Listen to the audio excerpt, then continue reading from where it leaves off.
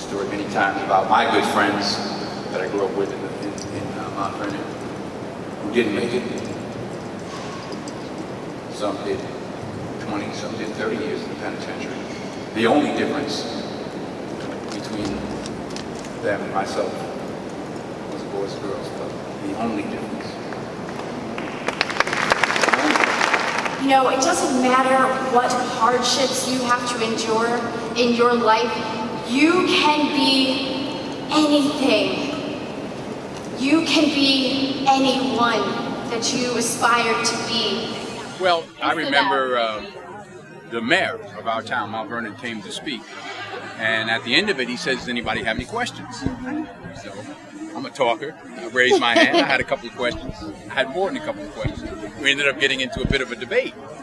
So at the end of it, I was leaving the club, and some of the counselors there, whoever was the director, whoever was in charge, said, you know, young man, with your smarts, you could be anything you want to be.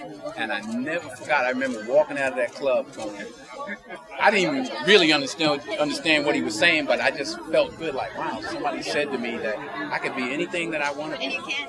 And I was thinking, like, okay, I could be a fireman or I could be the president. I remember walking home that day thinking about, so the influence we as adults have on these young, impressionable minds, it's so important. You never know who you touch. That is my biggest aspiration in life. I aspire to be the President of the United States one day.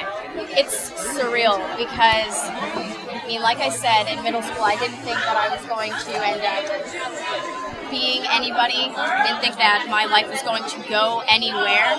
But the Boys and Girls Club really reached out to me and said, you know, your life does matter.